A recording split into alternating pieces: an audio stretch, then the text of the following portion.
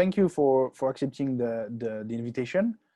Sure. Can you briefly introduce yourself and tell us more about what you're currently doing? Sure. So I'm John Coles. I currently work at a company called Booz Allen Hamilton, a consulting company. 25,000 employees. We do a lot of U.S. federal government work.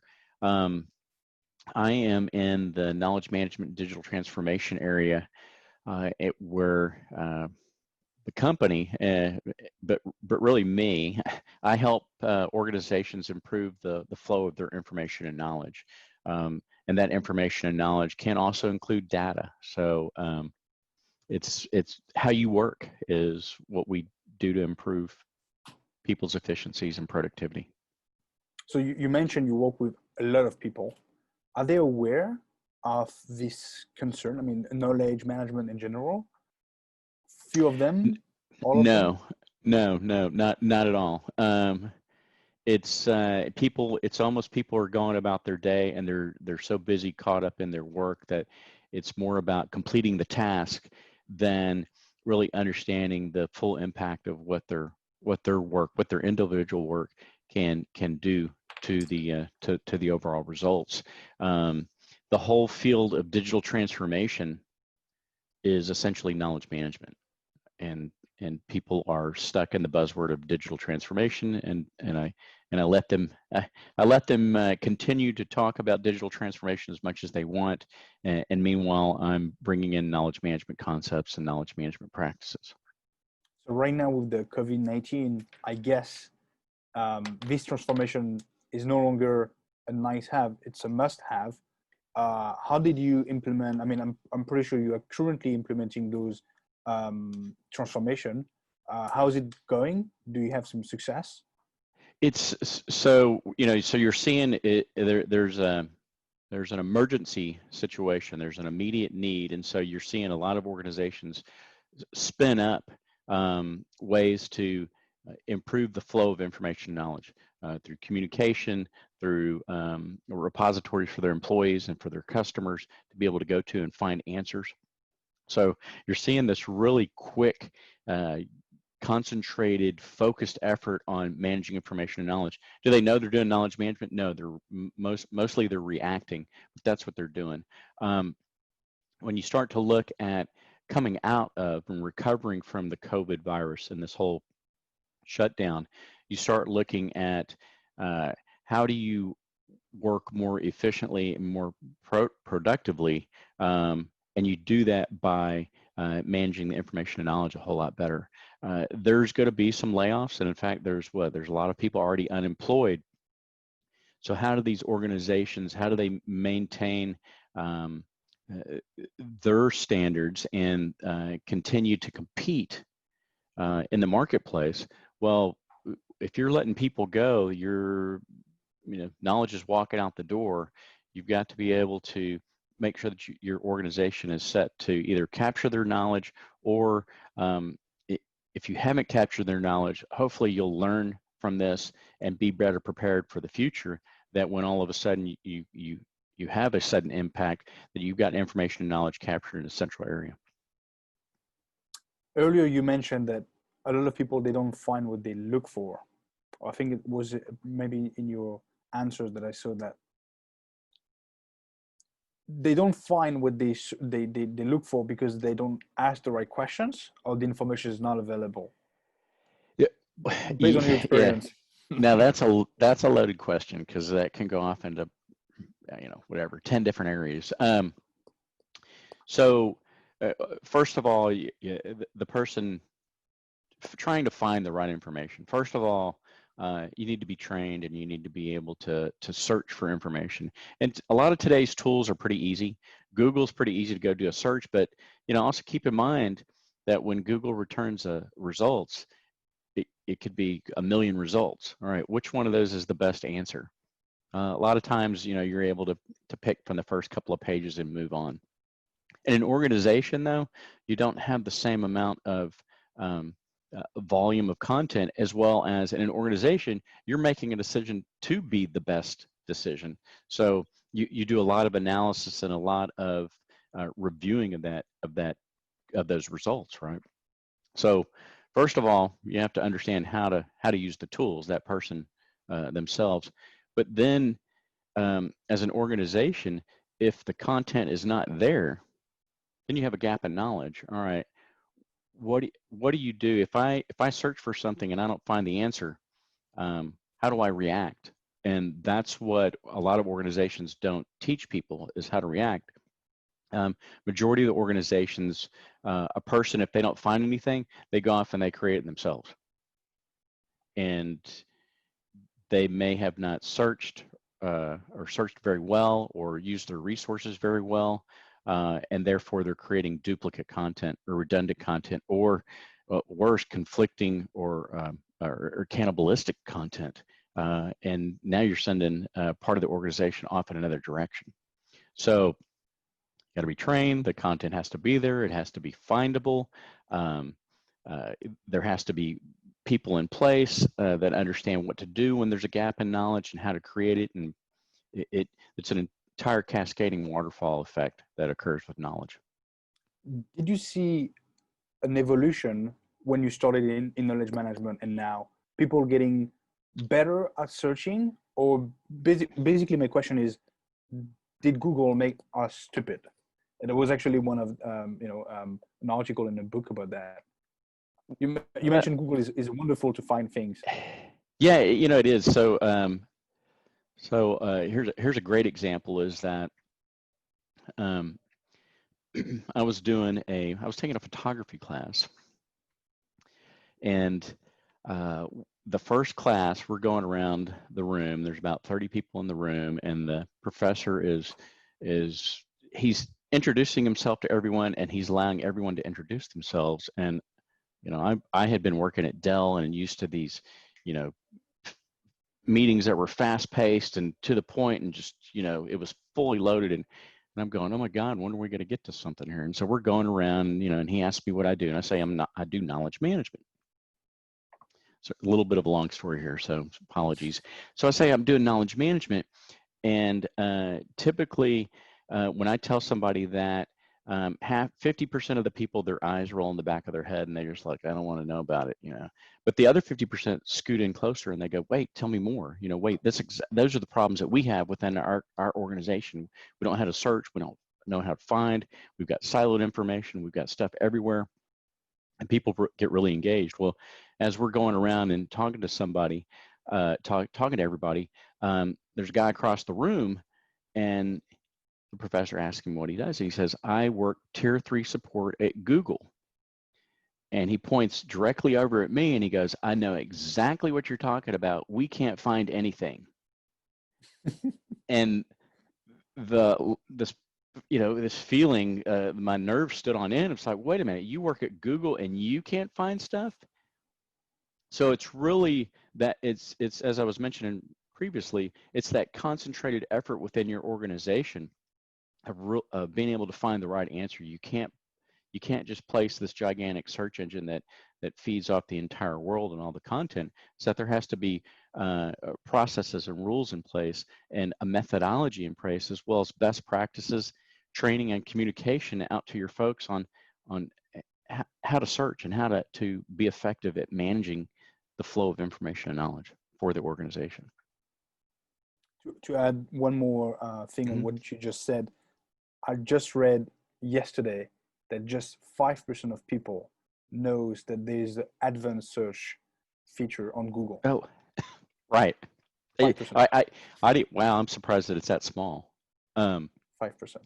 Of course, you and I are in the information business, and so that's usually when we likely do a Google search. I'm always hitting the advanced search and filtering my results and narrow it down. Absolutely. So, or using the operators. Go ahead. So that's for the search part, but now for the content production part, because as you mentioned, to find content, you need to produce content for an organization. Sure. And everybody in the organizations need to produce the content, but they also need to update the content. And a lot of things become obsolete very quickly. So what is your opinion on that? How to make sure that the organization is smart enough and self-disciplined to make sure everybody in the organization is doing that? So I'm writing a book about all this stuff right now, and I can't wait to get it out. But you're hitting on a lot of the key points. It's you really have to train your organization, and not necessarily train, but you also have to coach them. Those middle managers are so important. A lot of methodologies is to go make sure that you have executive leadership sponsorship. All right, you've got to have that. Absolutely. Sure. Yeah. But a lot of times that doesn't, there's a lot of priorities going on at that executive level, and knowledge management's not one of those things that really, they want to go improve sales. They want to reduce costs.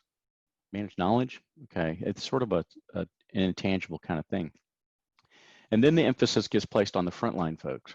The frontline folks, they need to be using the tools. They need to be using the knowledge bases. They need to be using SharePoint. They need to be using whatever tool that's out there. And, they give them training, and, why aren't they using it, and make it a mandatory for them to go use that.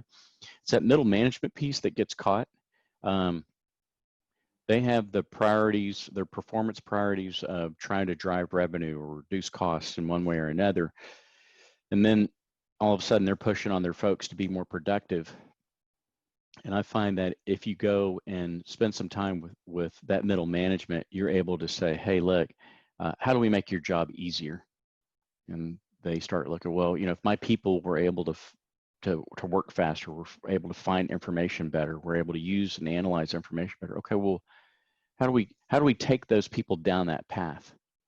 And that starts to say, well, if you've got a team of 50 and you have one person that is the major contributor to the central knowledge base or repository or social site, you've got a bottleneck there. How do you start to coach and train other people within your 50 group organization? How do you start to train other people to effectively and properly create content, add meta tags to it, put it in a proper template, make sure that it fits within the ontology or the taxonomy?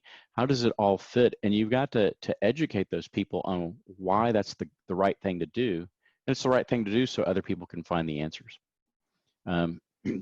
So you really have to focus on knowledge management, digital transformation, data management. It's all about people. The tool is the easy part. The tool is the big lever that can enable things, but the people have to know how to use the tools. Yeah. And all the people. And all the people. Yeah. So there's going to be, I mean, let's go ahead and let's write off, well, I don't want to say write off, but 20% of the people across the organization are just, they're just not going to want to participate. They're just, collecting a paycheck, so to speak. So they're not going to want to engage. So, but the remaining 60 to 80%, yeah, those people are there to participate. So you mentioned that knowledge management is more like a long-term objective. Obviously, it's to make sure the organization survive or thrive thanks to knowledge. What do you think is going to happen for knowledge management with all this technology and the recession that is unfortunately it's coming? Do you think it's not going to be a priority for a lot of companies, and they're going to cut costs? And what do you think? From a technology standpoint, I feel like it's plateauing. I've been around since the late 80s or early 90s as far as work goes, and so I got to experience the whole wave of. I grew up through call centers. If a customer wanted an answer, they called. And then there was this thing that the internet came along, and hey, we could put some information out on the internet, and there weren't really healthy methods and practices there, and you would just put stuff out, and customers would go there and they wouldn't find anything, and they'd call. And then email came along, and that became a big tool for information and knowledge. And then you had chat come along, and how do we contact people via chat, externally and internally, using Skype or IM or whatever you're using across. The internet got better, web portals got better. And then social media came along. And that really started to take content sharing to a distributed model. So a lot of the organizations had these central authoring and publishing groups or experts, and now all of a sudden with social media, you were able to all of a sudden tap into the power of the people, and that was a good thing. However, just like early on in the early 90s with the internet, nobody really had any practices around it, and now we're starting to see some practices, some come into play as far as really training and coaching people about the information that they share. Of course, we've got mobile that's been inserted as well, but I'm not sure if there is a next knowledge information sharing what platform or industry that I can't think of. Maybe there's virtual reality, augmented reality. Maybe that comes into play, but I haven't seen it. You know, Internet of Things. You're still getting information from your computer or some way electronically. So you don't think the recession is going to help a new innovation arise? I mean, it's difficult to predict the future. Technology-wise, I'm hoping. My big glimmer of hope is that people grab a hold of knowledge management practices, and for all you people out there, you can call it digital transformation. I don't care. Knowledge management, or change management, or whatever practice that you get a hold of, but really being able to understand, like a lot of the things that we've spoken about, is you've got to teach those people how to search and how to use the tools, and then what happens when knowledge and information needs to be created or modified. So that's a big piece of that. I guess one secret ingredient to this whole knowledge management thing, and really, managing for the future, is organizations, especially large organizations, need to go take an inventory of all their tools that they have. If you're in a large organization with thousands of people, there's more than likely a department on the other side that doesn't have an IT budget, and they've gone off and they purchased some kind of cloud software or some kind of cloud utility that is a per license scenario, and it's working for them. But and the IT governance around that has most likely said, yeah, we don't have time to mess with you. Go ahead. It looks like it's okay. We'll give you the little minor blessing. And now all of a sudden, you've got all these little departments and organizations that have gone off and they've bought their favorite cloud tool. You've got too many tools. It's very interesting that you bring that up, because one of the things we do at Brainsfeed is organizing. I mean, we are aware that there's too many tools. There's actually too many tools for people who are in the knowledge management field. You've got too many tools, too many libraries, too many databases, too many methodologies. There's too many. So we believe, and I want your opinion on that there's knowledge, data, information is available. Essentially, it's available, but you need to find the right tool to find what you need. And it's very difficult to identify the right tool. Just for alternative databases, alternative data, you've got 400 databases. You've got about 300 expert network. You've got about 2,000 open source intelligence tools. Right. It's just madness, right? But all those tools, they deserve to be used, right? I mean, they serve a purpose. Sure. But a human is very difficult for one brain to understand all those tools. Yeah, right. What it's like being a gardener and you have 20 different shovels. Which shovel do I use? All right, I'm going to use this one that I've always used, and maybe it's this little hand shovel, and I'm digging around, and I've got to dig a pit 10 feet deep. Well, hey, there's a backhoe over here that I can use to dig this thing in 10 minutes, you know, but I don't know how to use it. Same kind of thing. And then you know what is coming about is federated search, as you were talking about. So you've got dozens or hundreds of different repositories. Federated search has been around since early 2000s. There's companies that have been out, that are out there that have been able to do that for a long time. And I remember sitting down having those conversations with them. But you know, you're having to go into the IT white towers and executive levels and say, we want to search across these 15 different databases. And they were like, no, there's, you know, there was a lot of ownership and knowledge hoarding. And it's like, no, that's my space. I'm not going to let you in. And so it's been out there. And so we're starting to see federated search come into play, which is going to help that situation out. But still, you need to decide what tools you're going to keep and which tools you're going to retire. It's you know, especially with the whole social the social platform practice, and everybody has a cloud solution.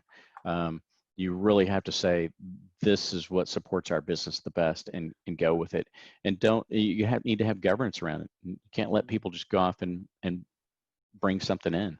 When you mention you need to figure which tool I keep and which tool I stop to use, are you implying that there is some overlap sometimes, very often? Yeah, and there will be. You know, there's some tools that have particular features that other tools don't. So, and you can't, when you start to force people into a specific tool, especially when they have options, when they have a preference, you need to rationalize that. At the end of the day, though, the parents in the organization, they need to tell the children which tools they're going to use. You know, if you've got kids at home, they're always wanting the new toy. Okay, well, you know, you can't give your kids each and every toy that they ask for, and you got to sort of be selective about it. Do you think the knowledge value chain is broken? Have you heard about the knowledge value chain? I assume you're familiar with it. Is it broken? So the knowledge management industry or practice has really grown over the years. You know, I'm a member of ISO, International Standards Organization, the ISO, and we developed the knowledge management standard in 2018. So that has come out, and that really raises the legitimacy of knowledge management. It really does. So knowledge management, there's more knowledge management experts out there. There's more knowledge management jobs. There's jobs that are masked as knowledge management, such as digital transformation. So the value chain of sharing information, of taking information and making it available for others to use and be productive with, that's still there. It's sort of taken on different forms. And I believe that there's a large enough cadre of knowledge management experts out there these days, as well as leaders that are understanding about knowledge management, that they're going to continue to sort of drive the knowledge management practices and the value chain. So I think it still exists, it's still healthy.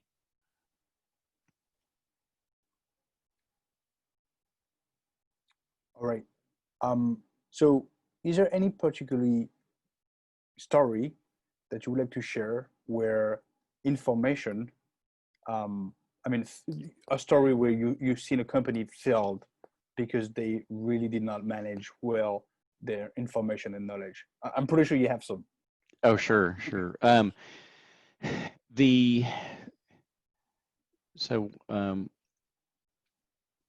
Well, sure. When I was at Dell, early on, 2000 timeframe, was it? No, 2000. I think it was early 2000s, and Dell's a pretty cutting edge organization, a lot on the forefront of things. And And so early 2000s, they were able to identify issues and push them out via a software patch. And it was some, I can't remember what the issue was. It was either like I think it was a modem or a network card or some kind of configuration that was causing problems. They were starting to see a few problems coming in, and they said, this is going to be really big because we have this card or whatever that's in these computers. It's in hundreds of thousands of computers, and now all of a sudden it's going to drive costs, drive calls. People are going to be replacing these things. It's going to be crazy. They created a software patch. They pushed out the software patch to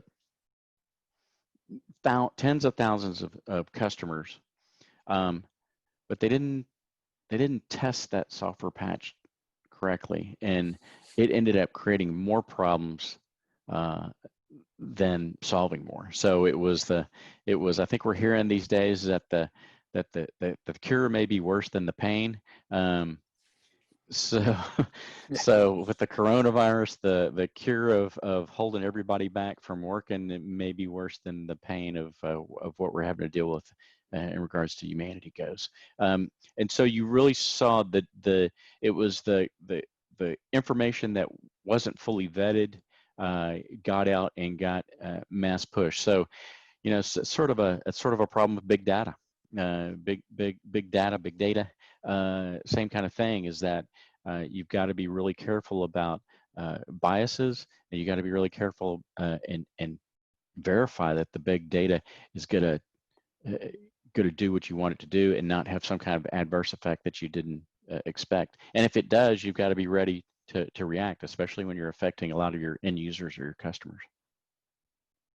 Thank you very much for sharing. Earlier, sure. You were mentioning that you were writing a book. Yeah. So so obviously you would like to suggest us to read it when it will be available. Sure. Is there any particular book you would suggest people to read about knowledge management and information in general? So I grew up on about 2006 is when I was working at Dell, and they came to me and said, hey, we need a knowledge base for essentially 20,000 call center agents in 8 different languages. And that's where I started my foray into knowledge management. And I learned, build it and they will come. It does not work. Knowledge management is about people. I got hooked into a methodology called knowledge-centered service, KCS. And it is a free resource that's out there. There's a group called the Consortium for Service Innovation, and they do a great framework on managing information and knowledge. That's a really good place to start. There's some small articles that you can grab from them, and they're totally available. There was a book by Frank Listner, I think knowledge flow or knowledge managing silos with knowledge flow. And that has been probably one of my core books that I've gone to. So the Consortium, Frank Listner, and then there's and then there's John Lewis, Dr. John Lewis, who did the explanation age. So he says that we're coming out of the information age and now we're going into the explanation age. And he talks about the full cycle or closed loop process of where information starts and how does it really mature, grow, get used, modified, and then it circles and closes back in. So those are 3 books that I believe that have really been the cornerstone of my thoughts and practices. Maybe you can share a little bit about your book without spoiling. Sure. So it's about digital adoption, digital transformation, not operationalizing knowledge management is the key. I think that I'm going to end up titling it something like MSH, make stuff happen, with operationalizing knowledge management. And it looks at there's 3 pieces that it says, hey, these are your core pieces, your content, the findability of your content, and then how your organization is structured to manage that content. So who can create, who can write, who can modify, who can review the content, who can analyze the content. So it's the content itself, the findability, and then sort of having the people in place to make sure that that content's there, right? The soft side of that is your coaching, the communication around the content and the information and the knowledge, and recognition. And recognition plays a gigantic part in managing information and knowledge and getting people to buy in and do things bigger and better than what they've ever done before. So you've got what the do hard. you mean by recognition? So, all right. So employee motivation. Okay, so it's reward and okay.